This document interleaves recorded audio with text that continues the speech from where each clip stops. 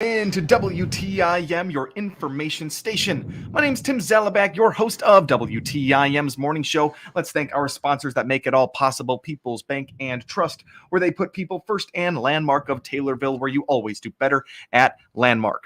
In my studio now is Sarah Martin, the County Director for the University of Illinois Extension 4-H. Miss Sarah Martin, how are you today? I'm good. How are you? I'm doing well. Thank you so much for being in the studio with us. We got some things to get over today. First on our list, there's a new job offer here with the University of Illinois Extension 4-H. Talk to us about this. It's exciting. Yeah. So, as some of you might have seen online, and we're getting it kind of socialized, our program coordinator for our 4-H program in Christian County, that position is now open. So it's kind of like the head honcho of 4-H in Christian County.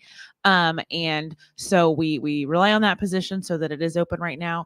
It closes January 11th, which is a Thursday. So because the holidays are coming up, we get kind of extended a little bit. So as people are kind of looking at it throughout that time. But yep, it's open. Okay. So thinking about wanting this job, what kind of qualifications are necessary for it?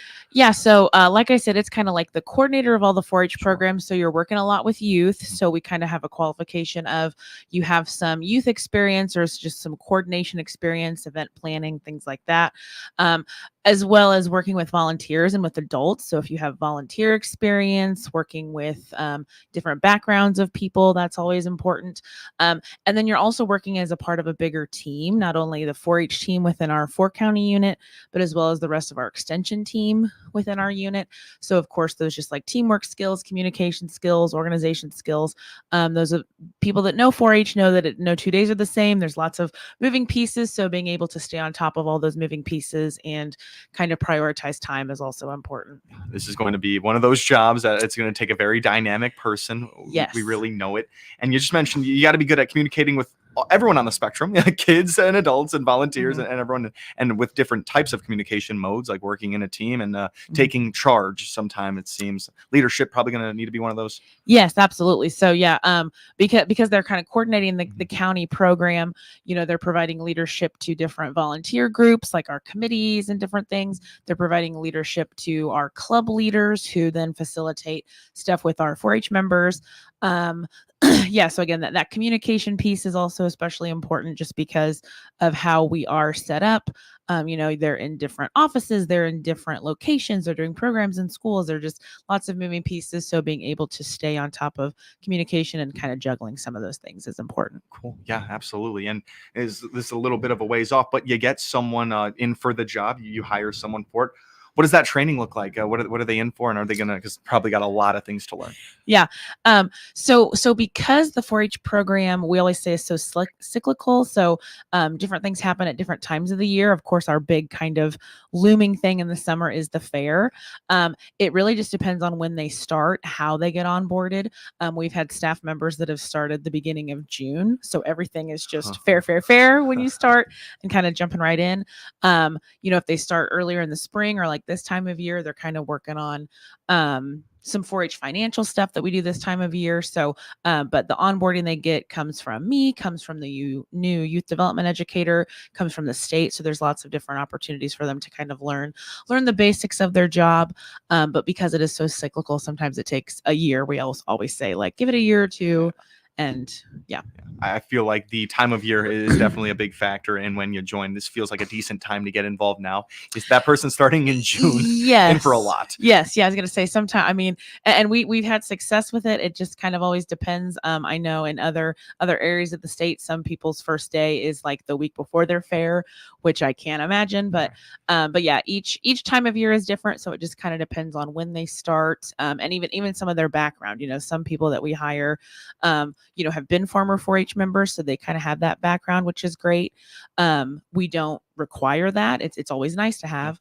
But if they don't have that 4-H background, it's even steps back of being like, okay, what is 4-H, the history of it, what the expectations are, all that fun stuff. What do you look for in the way of education? Do you need to have a degree of some sort? We like to see a bachelor's degree. I don't believe it's a requirement, but we just like to see some of that specifically. A preference would be in some of that youth work or organizational work or different things, backgrounds like that. So Makes a lot of sense. Last kind of question here. Physical demands of this job, you can really be put in any type of situation, right? Yes, and it's all kind of laid out as best we can in the job description online.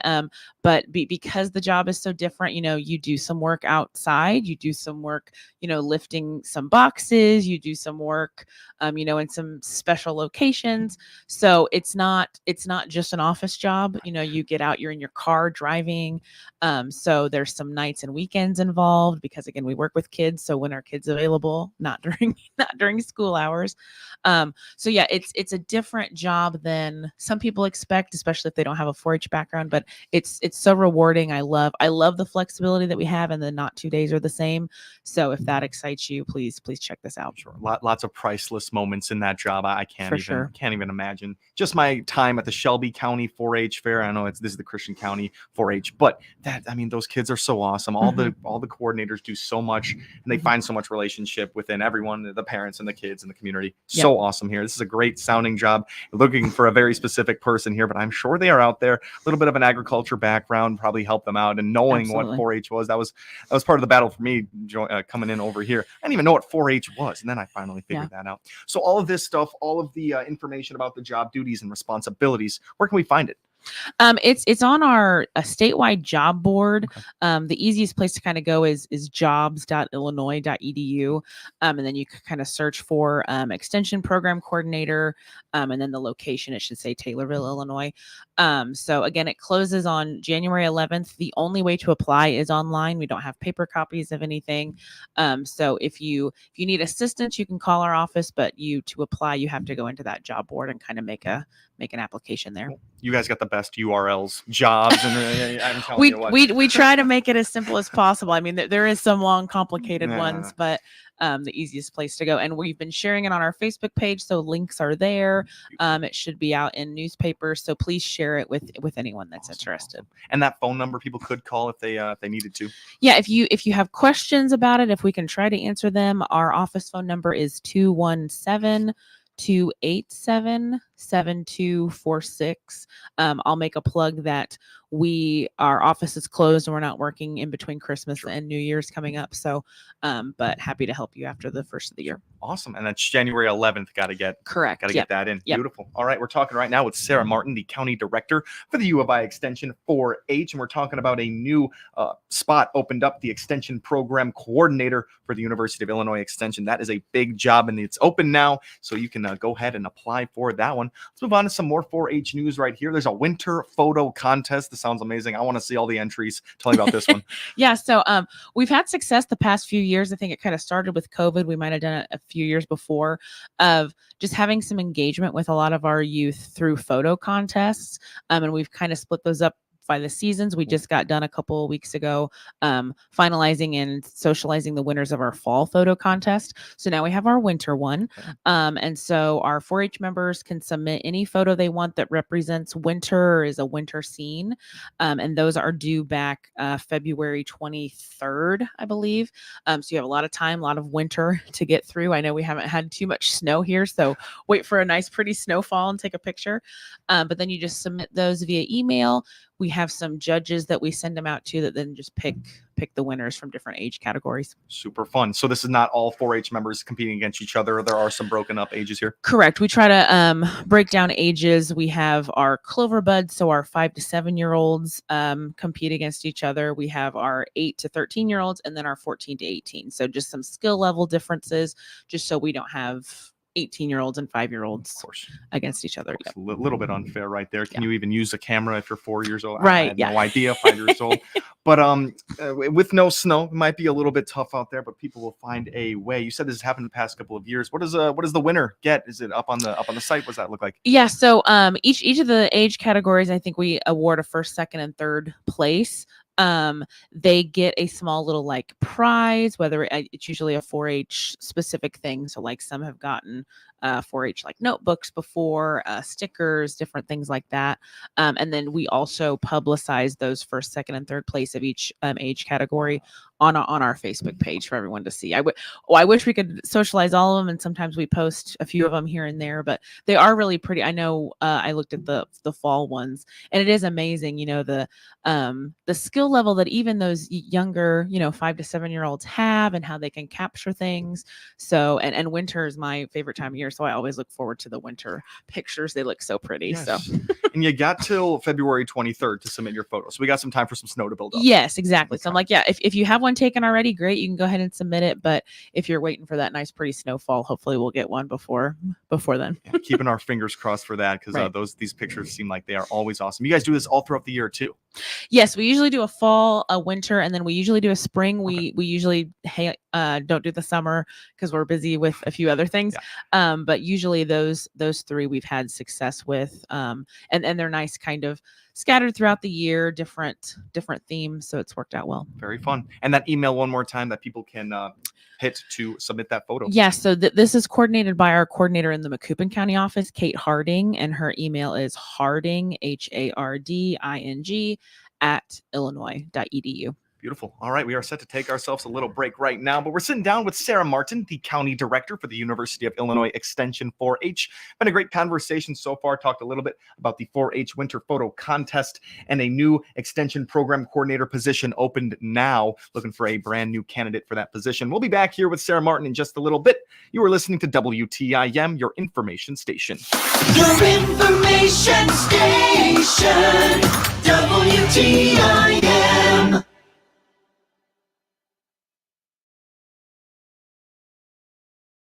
Let's check the markets on the RFD Radio Network. I'm DeLawes Yankee. Corn's just a little bit higher. March up a fraction, 473. July up 1, 495 and 3/4. December corn up 1, 504 and a quarter. For soybeans, January up 3 1/4, 13.15 and 3/4. July down 1 3/4, 13.38. November down 1 3/4, 12.69. March wheat down 5 1/2, 6.17 1/4. Kansas City down 8 1/4, 6.33 1/4. Livestock mostly higher on nearbys. February lean hogs are up a nickel, 70.60. Feb live cattle also up a nickel, 168.82. January feeders up 57, 222.47.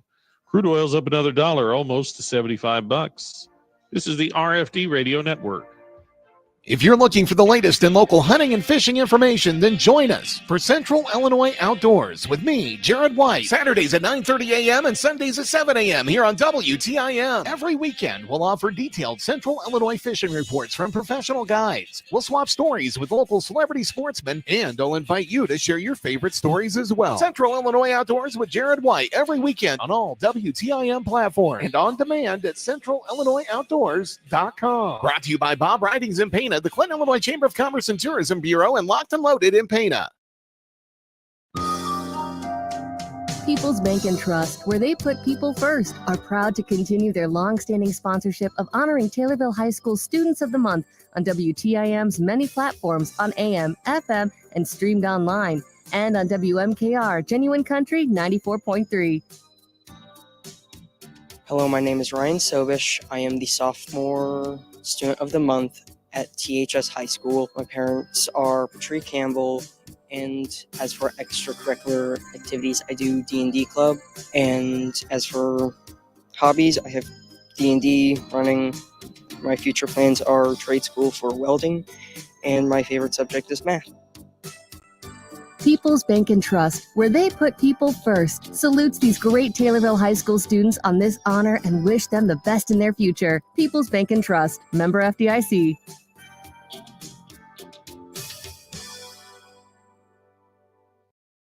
This is Megan Lopez with Nesty's Burger Joint on the south side of the Taylorville Square. To see our menu, click on our icon on TaylorvilleDailyNews.com.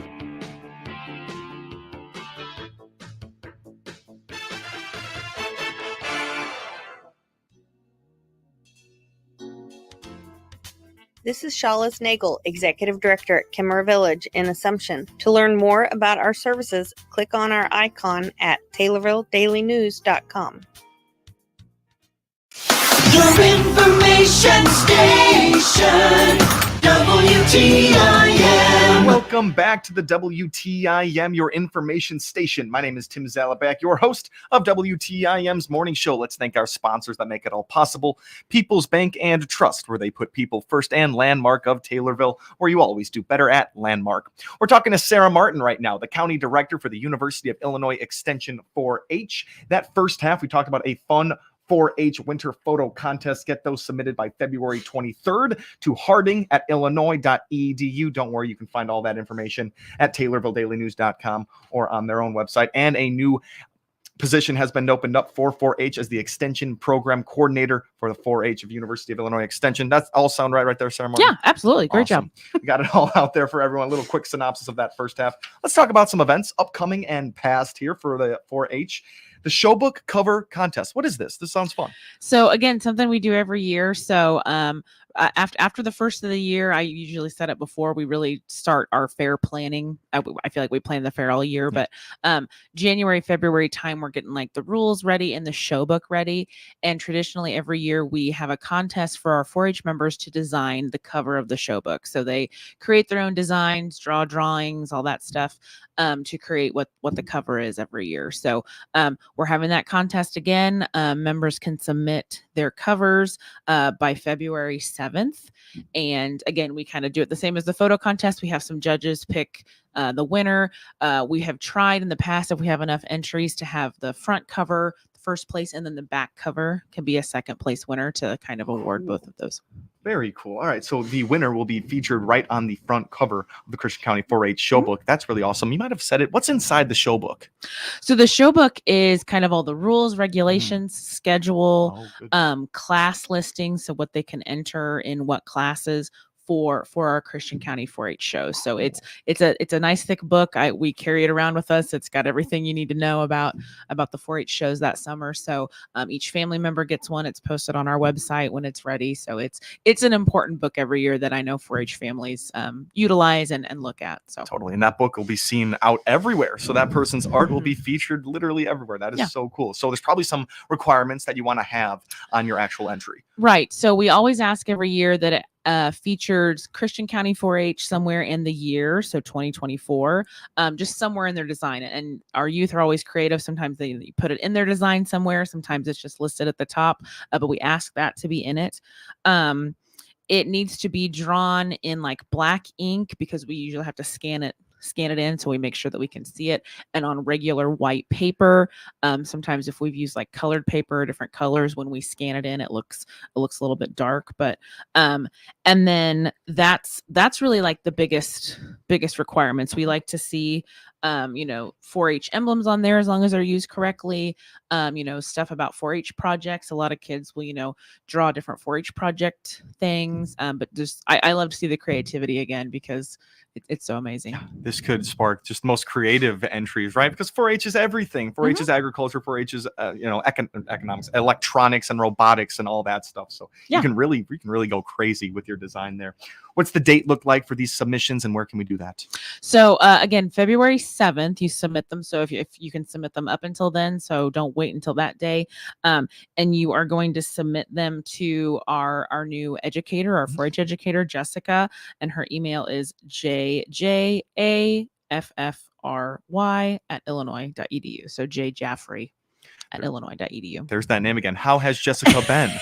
Good. I was gonna say I'm hoping she'll be here with us after the first of the year for one of her first radio interviews here. So looking forward to that. And she's already been out and doing some programming and meeting some people. So yeah, we're excited. Have her on board, get the new coordinator on board, and we'll be fully staffed again. Looking forward to that. That sounds really awesome. We're already in our last minute here. We had some more workshops to go over. We just don't have time. That's okay. Any last words for our listeners moving into the new year in 4-H? Yeah, we're moving into a new calendar year. So as always, just if you haven't enrolled, please re-enroll. And then as a reminder, our offices are closed. We are off. Our wonderful president of the university gives us the time between Christmas and New Year's off. So if you don't get a hold of us, we'll be back at January 2nd. Thank you so much for coming in, Sarah, and enjoy your time off. Thank you very much. We're looking forward to it. Absolutely. That's Sarah Martin, the County Director for the University of Illinois Extension 4-H, and I'm Tim Zalabak, your host of WTIM's Morning Show. Thank you all for listening. Your information station. WTIM. The Big 870 WTIM Assumption Taylorville, 96.1 W241 CF Taylorville, 107.5 W298 CD Shelbyville, 107.9